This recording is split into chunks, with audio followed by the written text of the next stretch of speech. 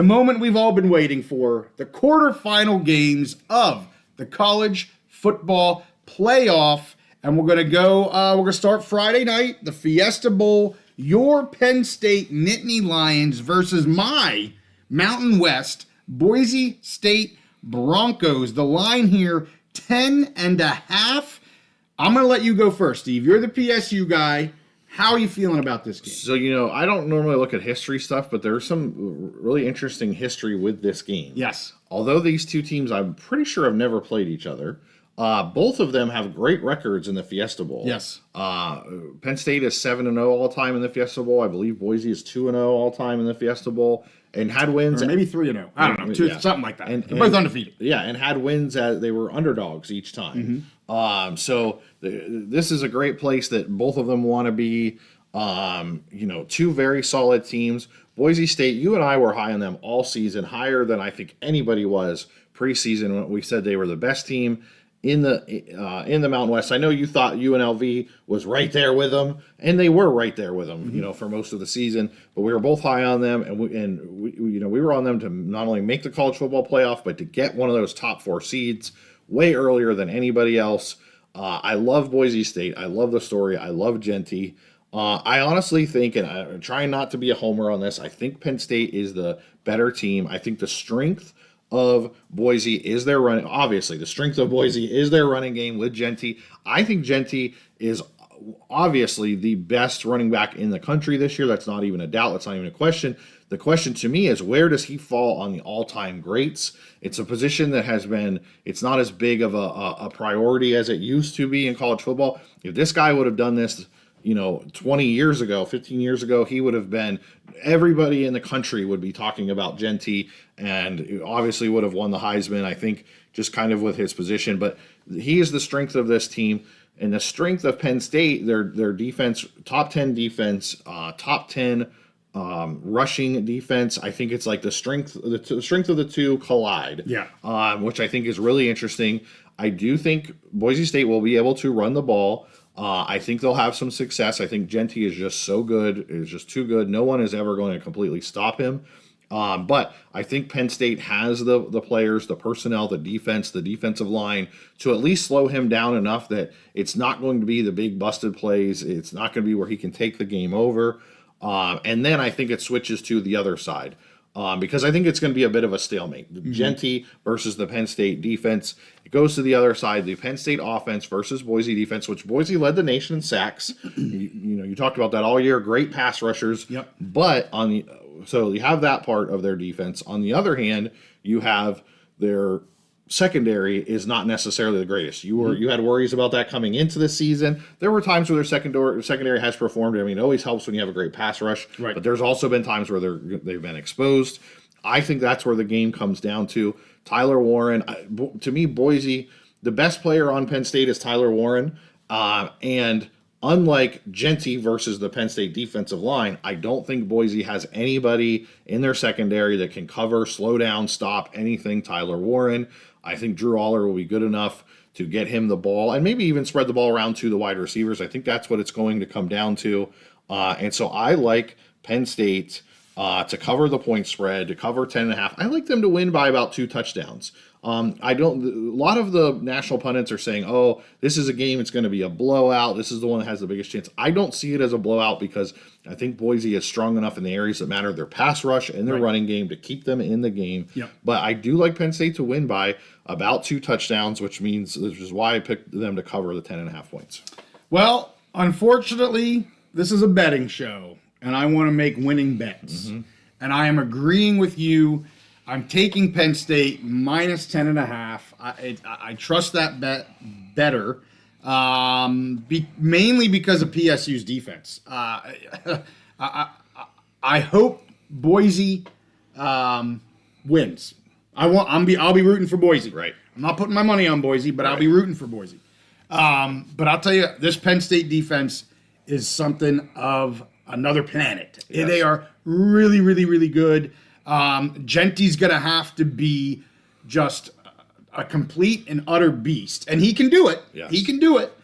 So if I'm Penn State fans, I'm worried about Genty. Yes. And I think people that really know the game are actually concerned about Genty in the running game of Boise State. I think the national media is saying this is the biggest blowout, but I don't think they know what they're talking about. I do not think this is a big blowout. I could actually see it fairly low scoring because I think Boise's defense is able to hold the Penn State offense in check for the most part. I don't think Penn State scores 50-some points here or something like that. So yeah, I'm going to be taking Penn State minus 10.5. And I'm with you. I like them in that like low to mid teens, to win 10. I'll say 10 to 15 points is where I have this game. And I'm actually anxious to see this Boise State against a top 5 in the nation team to see what they really are. Whether that be a win or a loss, be that as it may, I want them to show out really strong, not this Liberty nonsense that we got last year, but we finally have the correct team from the group of 6 in this spot.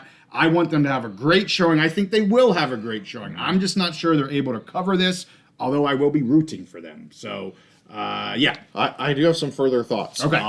I think Genty, I see Jenny getting 100 yards. I really do. I think he will crack 100 yards in this game. Mm-hmm.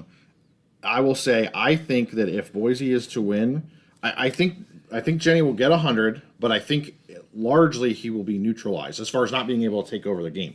If Boise gets the upset, because Jenny's going to do what he's going to do. Mm-hmm. If they were to get an upset, the way they do it is Madsen making plays, running around, keeping drives alive. This game is in a dome in nice weather. We're not in Happy Valley minus 19 degrees with a wind chill of -3. That made it hard for both teams to throw, any human being to throw a rock hard football. This is going to be good weather. Yeah. I think the way they upset him is Madsen has the game of his life where he runs around, similar to the Bowling Green quarterback early in the season where they gave Penn State a lot of trouble.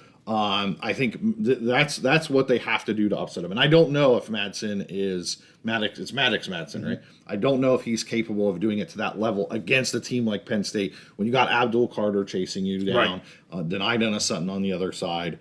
But I don't see this as a blowout. I will just say 2 other things. Number one, this should be in Boise. That's the only kind of knock I have right now on the CI. I know there's a lot of shade being thrown about the college football playoff. I don't have much shade other than I think these games in the quarterfinals should be at the home team's stadium. So I think this game should be in Boise. That's number one. Number 2, we may be doing a pre-show for this game on Friday, live show. What did I say? Not Friday. New Year's Eve. New Year's Eve. What is that? Tuesday. We're going to check with our producer, check with our family, see if we can make it work. We're talking about doing a potential preview live show of the Fiesta Bowl. If you guys are looking, I'm sure there's plenty of other Boise peeps and Penn State peeps that are doing the same thing. But man, this is what we do on the channel. Big Ten versus Mountain West. We don't get it very often. We're going to try to make that happen pregame for the Fiesta Bowl. All right, are we ready to go to the 3 Saturday games? I'm ready. Lots of good games. Let's do it. We've got, not Saturday. Why do I keep saying that? January 1st. New Year's Day games. Sorry. Which is Wednesday games. Mm-hmm. Peach Bowl, we've got Texas versus Arizona State, the largest spread of all of the quarterfinals at 13.5. I'll take this one since this isn't a Big Ten team in this matchup. People know, if you follow us, I'm not a big Texas guy. I think they're slightly overrated. I don't think they're as good as everybody thinks. I think when you look at them versus Clemson played really well. Yes, I know Texas beat the spread, but man, Clemson was close to keeping that game even closer than what it ended up. And I just don't trust Texas here. I think Arizona State is a fantastic team. This is way too many points for me to give up in Texas. So I am taking the points with Arizona State plus 13.5. I think Texas wins the game, but I think it's a closer game than 13.5. I think it's a single digit win for the Longhorns. That's my opinion, Steve. Yeah, so I'm not a big Ewers guy. Yeah. This is an interesting game to me. It's kind of a weird one. Arizona State was that kind of like enigma team where they were not picked high at all, and they just kept in it.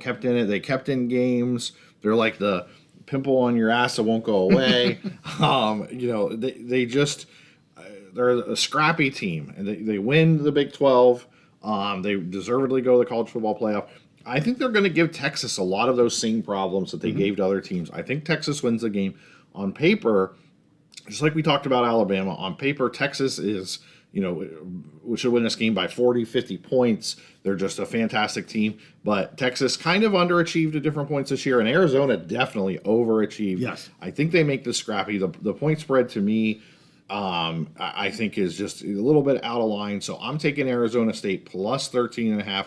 Just because I think Texas wins. I don't think they're going to be able to run the ball as well as they did against Clemson. Clemson just had a really bad run defense. Arizona State, I think, will hold up a little better. I think they just stay pesky, stay in this game, and where Texas finally in the fourth quarter, they finally kind of take a double-digit lead with not very much time remaining and kind of close it off. But I like Arizona State plus those 13.5 points. And I think for me, even bigger, I think, than the Boise Penn State game. I think this is the biggest potential upset game just because Arizona State has done that all year. And Texas does have their flaws and they've underachieved a bit.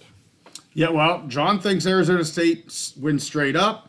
And Surf City Bill thinks they're going to expose Texas. I would not be surprised. I think they do as well. Like I say, I'm just not big on Texas. I haven't been all season. I just think they're overrated. Absolutely. And actually, even if they get through Arizona State, they're fortunate to be on the bottom, if you want to call it the bottom or the right side of this draw, because the top left side of this draw is murderer's row. Pain in the ass. Yes. So let's get to Oregon, going back to the top or left side of the draw. The Rose Bowl, Oregon versus Ohio State. Very close line, as it should be. Ohio State actually the favorite here. We mentioned that here recently. Favorite of 2.5. Steve, this is your game to pick. You go first. I love it. The Rose Bowl, the granddaddy of them all. This is a fantastic matchup. You could not get better.